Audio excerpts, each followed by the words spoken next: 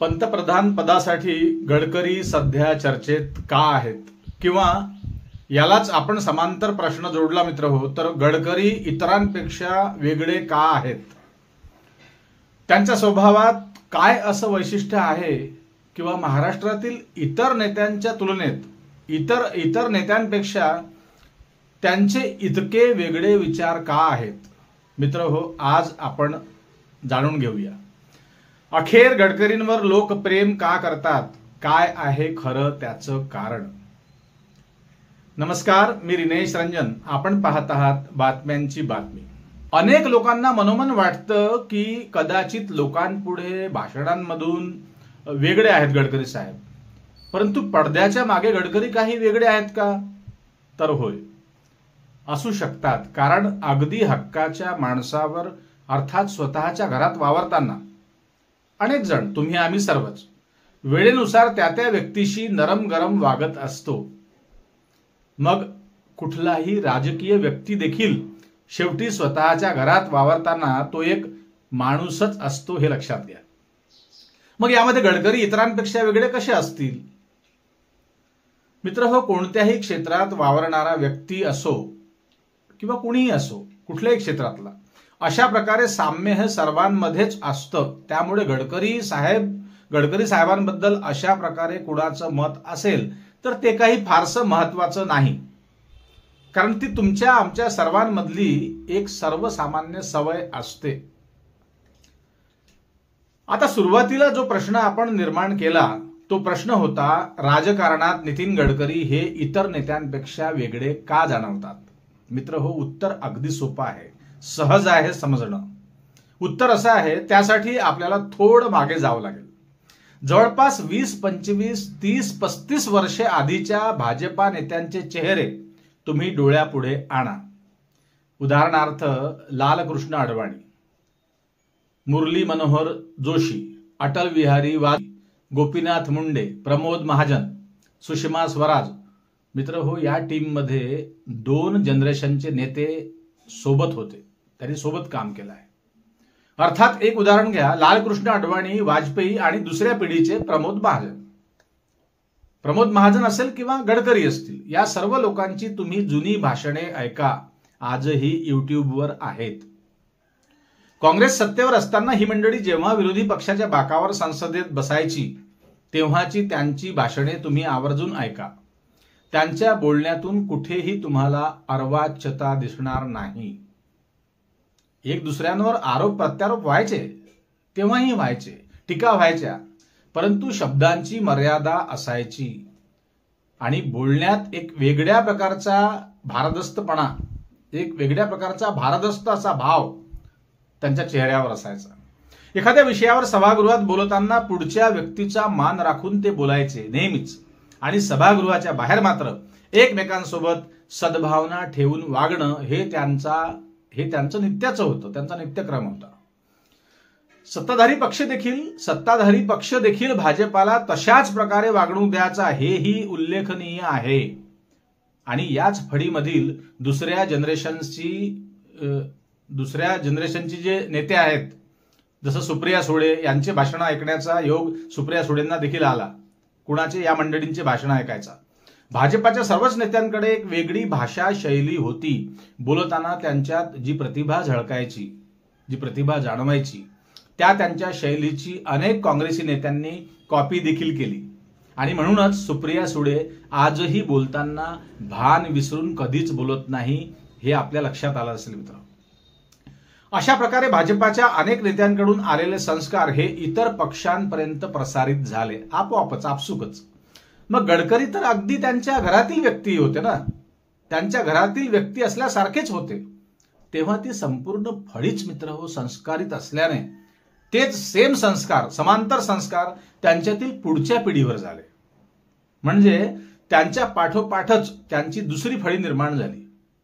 त्यात प्रमोद महाजन असतील किंवा गडकरी साहेब असतील, ही सर्वच मंडळी एकसारखी असल्याने नितीन गडकरी यापेक्षा काही वेगळे दिसायचे नाही.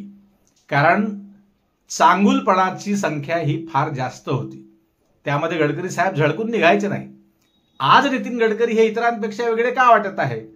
तर त्याचं एकमेव कारण हेच आहे की गडकरींच्या समांतर आता कुणीही राहिलेलं दिसत नाही. कारण अनेक नेते हयात नाहीत, त्यातील काही हयात आहेत परंतु ते हल्ली पिक्चरमध्येच नाहीत. अटल बिहारी वाजपेयी नाहीत, प्रमोद महाजन नाहीत, सुषमा स्वराज नाहीत, गोपीनाथ मुंडे देखील स्वर्गवासी झालेले आहेत, ते सुद्धा हयात नाही. असे आणखी कित्येक भारतीय जनता पक्षाचे नेते हयात नसल्याने गडकरी सारखे अगदी काहीच शिल्लक आहेत. त्यामुळे नितीन गडकरी साहेबांचं व्यक्तिमत्व जास्त खुलून दिसते आहे हल्ली. मित्र हो, काळ बदलला पण गडकरींचे विचार बदललेले नाहीत. बघा, काँग्रेसची सत्ता असताना नितीन गडकरींना सत्ताधारी नेत्यांनी फार प्रेमाची आपुलकीची वागणूक दिली असं गडकरी आजही वारंवार त्यांच्या भाषणातून नेहमीच सांगतात. त्यामुळे नागपुरातील स्थानिक नेत्यांसोबत अतिशय चांगली मैत्री गडकरी साहेबांची होती आणि आहे. काँग्रेस पक्षाच्या अनेक नेत्यांच्या लग्नप्रसंगात गडकरी साहेब अगदी त्यांच्या घरगुती व्यक्तीसारखे आजही वागतात. स्थानिक नागपूरकरांना आम्हाला हे सर्व ठाऊक आहे. नितीन गडकरी यांचे विचार आणि त्यांचं कार्यकर्तृत्व हे खरोखरच कौतुकास्पद आहे, अभिमानास्पद आहे. आणि याची जाण काँग्रेसमधील अनेक नेत्यांना आजही आहे, तेव्हाही होती. बघा, प्रत्येक पक्षाची आपापली एक विचारधारा असते आणि त्या विचारधारेवरच तो पक्ष पुढे जात असतो. परंतु तरी देखील प्रत्येक पक्षात आंतरिकच असे दोन गट असतात, हे लक्षात घ्या. त्यातला एक गट हा एकेरी चालण्याचा प्रयत्न करतो, तर दुसरा गट सर्वसमावेशक वृत्तीने पुढे जात असतो. अर्थात भारतीय जनता पार्टीमधील नरेंद्र मोदी उदाहरण घ्या, अमित शहा, देवेंद्र फडणवीस साहेब हे जवळपास एकसारख्या वृत्तीचे वाटतात, तुम्ही लक्षात घ्या. त्याच पक्षातील नितीन गडकरी साहेब असेल किंवा राजनाथ सिंग साहेब असतील, यांचा स्वभाव मात्र हा अगदी सर्वसमावेशक वाटतो. असं वाटतं ते सर्वांना घेऊन चालण्याची त्यांची मनोवृत्ती आहे. आता यालाच समांतर आपण आपल्याला जर जोडलं, अर्थात मतदारांना, सामान्य नागरिक देखील अशा दोन स्वरूपाचे असतात, दोन मनोवृत्तीचे असतात. मग ज्याची जी वृत्ती असते ते नागरिक त्या वृत्तीच्या नेत्यांचं समर्थन करत असतात. अर्थात नागरिकांमध्येही दोन गट निर्माण होतात. कुणामुळे? नेत्यांमुळेच. आणि म्हणूनच या दोन विचारसरणीच्या नेत्यांपैकी सर्वसमावेशक जो नेता वागतो त्यांच्या बाजूने सामान्य नागरिकांची थोडीफार जास्त संख्या असते, हे मान्य करायला पाहिजे आपण. परंतु यातील अनेक सामान्य नागरिक हे उघड बोलत नसतात. अशा प्रकारे प्रत्येक पक्षात विचारधारा आपापली निश्चित असली तरी एकाच पक्षात दोन मनोवृत्तीचे लोक असतात, हे देखील तेवढंच खरं आहे. नितीन गडकरी जे काल होते तेच आजही आहेत. काळ बदलला पण त्यांच्या बोलण्यातला फरक मात्र काहीच जाणवत नाही. मग अलीकडे या 10 वर्षात लोकांना नितीन गडकरी एवढे का आठवायला लागले आहेत? तर याच्याही पाठीमागे मुख्य कारण आहे मित्र. आपण आज ते कारण जाणून घ्यायला पाहिजे. बघा, थोडं मागे जावं लागेल. 2014च्या निवडणुकीत मोदींच्या रूपाने आलेला एक झंझावात, एक नेता हा फार काही वेगळं करणार असं लोकांना वाटलं होतं. त्यामुळे लोक फार मोठ्या प्रमाणात मोदींवर प्रभावित झाले. आणि नुकतंच अण्णा आंदोलन त्यावेळी झालं होतं. त्यामुळे काँग्रेसवर लोकांचा विश्वास अजिबात राहिला नव्हता. आणि त्यामुळेच अनेक कट्टर काँग्रेसी नागरिकांनी, काँग्रेसी मतदारांनी देखील पर्याय नसल्याने नरेंद्र मोदींकडे बघून आपापल्या परिसरात भाजपालाच मतदान केलं. हे सत्य आहे.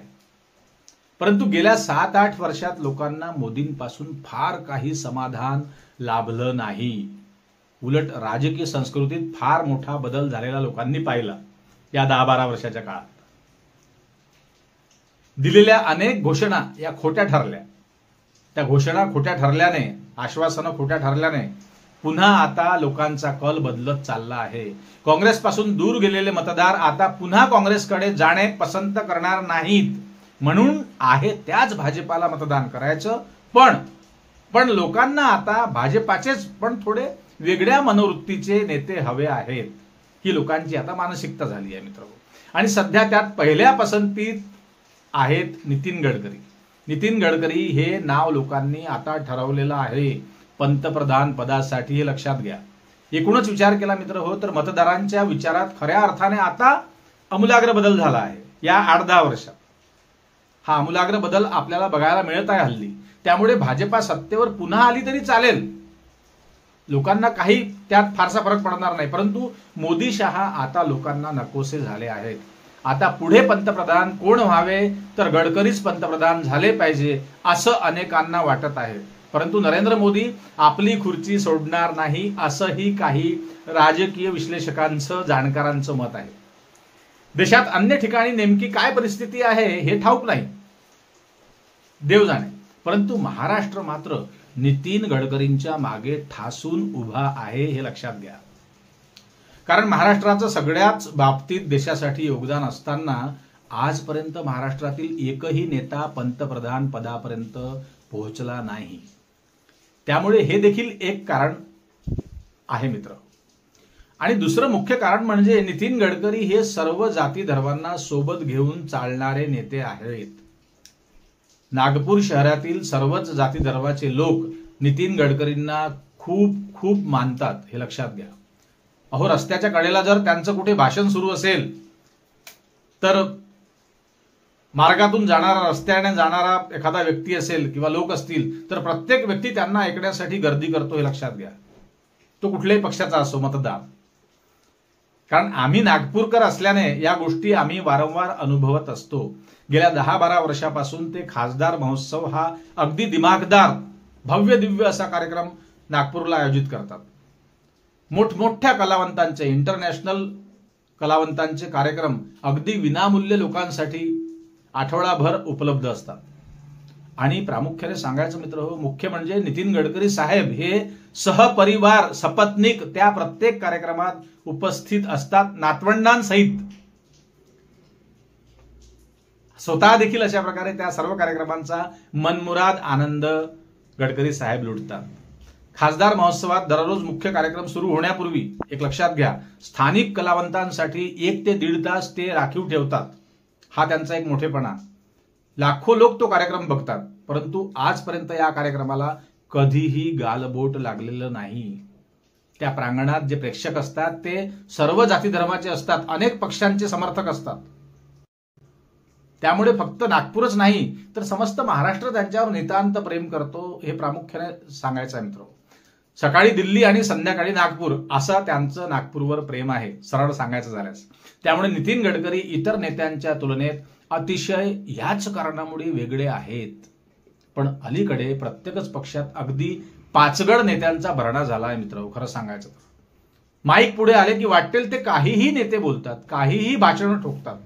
या अशा पानसट नेत्यांनी खरोखरच गडकरींकडून काहीतरी नक्कीच शिकायला पाहिजे मित्र, खरंच शिकायला पाहिजे.